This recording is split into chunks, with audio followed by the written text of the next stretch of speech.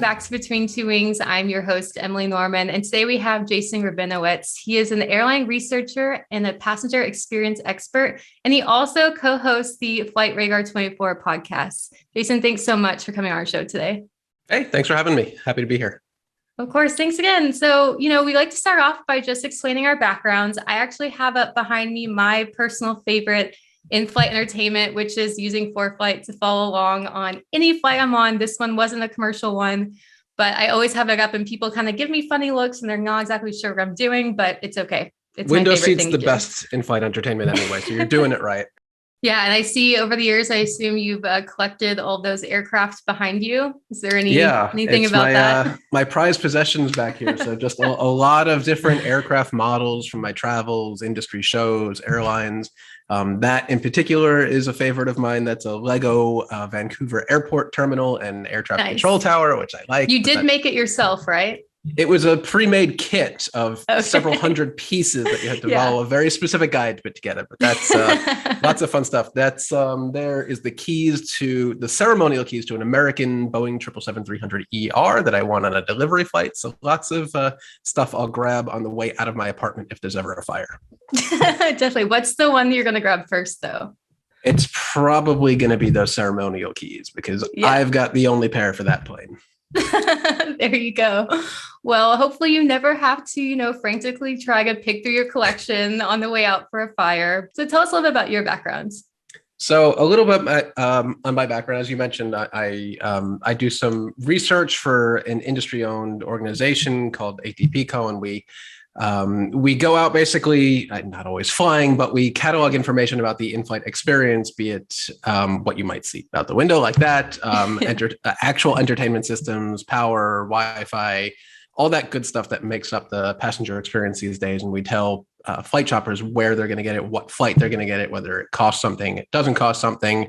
And I kind of, on the side, I do some work as an industry blogger. I write mainly again about the same things, passenger experience, Wi-Fi, and just kind of whatever piques my interest these days. How has it changed since you've kind of got into the industry in more of a professional way?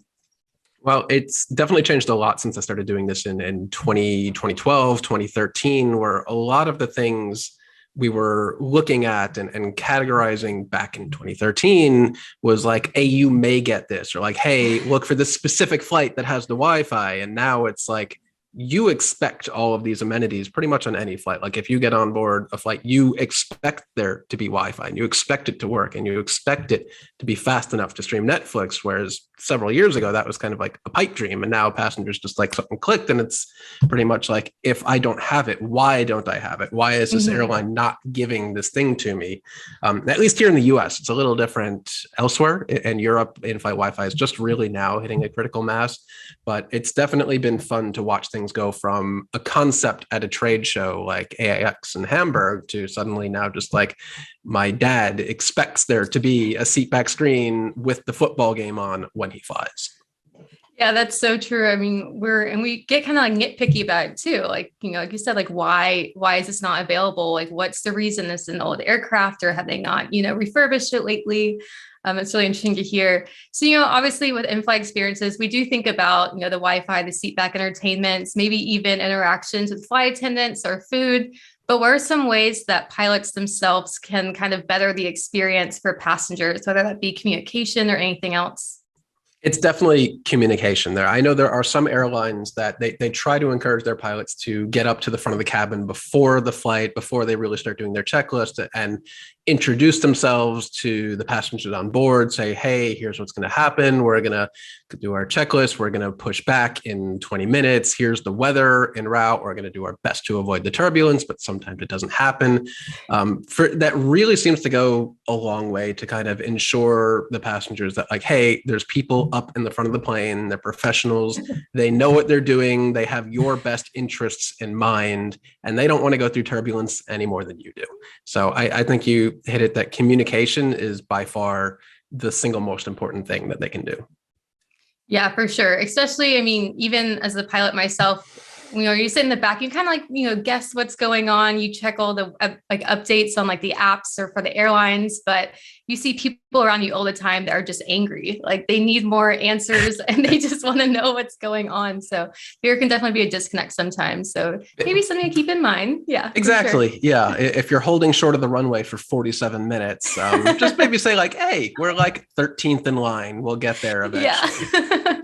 Not Yeah. So you're not everyone looking has at the, a not everyone has as much as an idea of what's going on as you or I or any other pilot does, Mhm. but a little bit of information goes a very long way. For sure. And that kind of leads to one point is you're very active on social media, through your job, the podcast, personal interests. And it seems like you kind of touch on a lot of different areas, whether it be, just general aviation, like av geeks, flight simmers, pilots, or just anyone who just kind of wants to track airlines in general. What are some of the, positive and negatives that can come out of this community?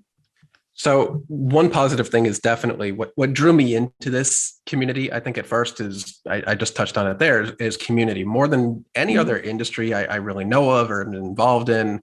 The aviation community, especially commercial aviation, seems to be really, really active on social media, specifically Twitter, using the hashtag AvGeek.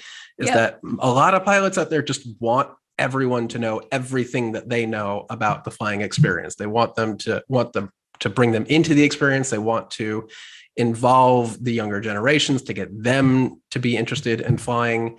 And it seems like most pilots are more than happy to answer pretty much any question you'll throw at them, and they'll answer that question during their 8-hour layover in Detroit or whatever. They got Yeah. to do something, but it's a really welcoming, accepting community, which I think is great. And on the other hand, you mentioned what could be the downside is that sometimes there's a lot of noise in the signal that there's some people are tossing around a lot of maybe incorrect or incomplete or Mhm. assumed knowledge, or anytime there's an air accident, really you have a lot of experts coming out of the weeds and really make assumptions about what happened when they can't possibly know what happened. And Mhm. unfortunately sometimes that kind of snowballs and the social medias and then kind of ends up in the mainstream media, which is never good.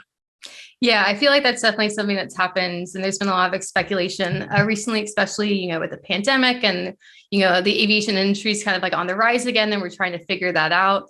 But kind of touching on that a little bit, what are some of the potential positives to come out of, this pandemic for the passenger experience? It seems like a lot was taken away at first and it's being slowly re-entered, but any insights there? Yeah, it's really interesting in that it's given all the airlines kind of an excuse to rethink the core of their purpose, their core of Mhm. what they offer. A lot of extraneous things that they may have offered that were nice to those who knew about it, but to the vast majority of people who didn't know they were a thing or wasn't really appealing, they're kind of gone now. And it's really given the chance for airlines, especially for things like catering, to let them rethink like, hey, maybe we don't need to serve a 4-course meal on this 3-hour flight. Maybe we can do a 3-hour, Yeah. 3-course meal and give time back to people to enjoy a movie or look out the window.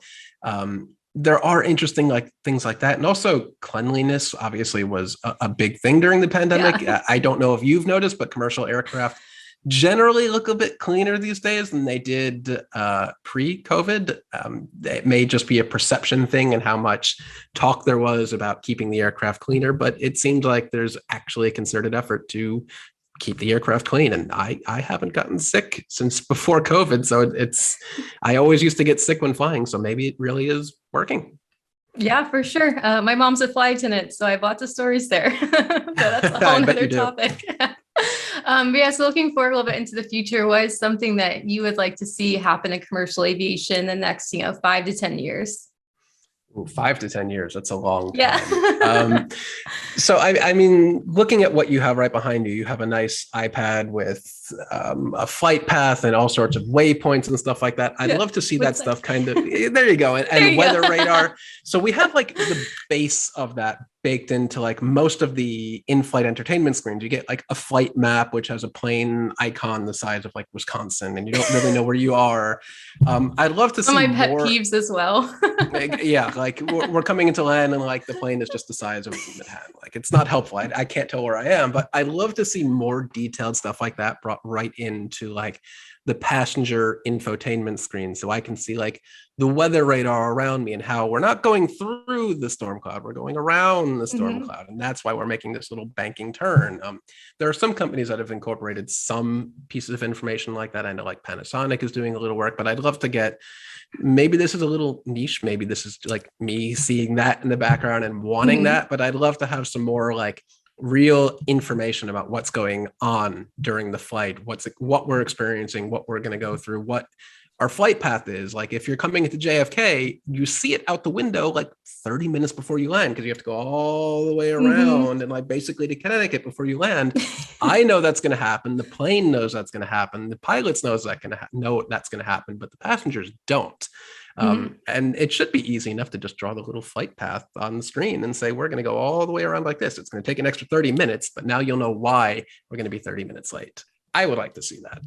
Yeah, no, I agree. That's something I would definitely like to see. And it's kind of the fine line of what information's too much. Like, would people be afraid to see, the big storms right there coming through? Would that be, frightening or, but, I guess we want to find the exact solution for that right now, but exactly. Would be great it could be a personalized thing. If a passenger says, I want to see more information, they can see that. Or if they say, I want to see the bare minimum, I want to know what time it is and what altitude we're at, then that's all they can see.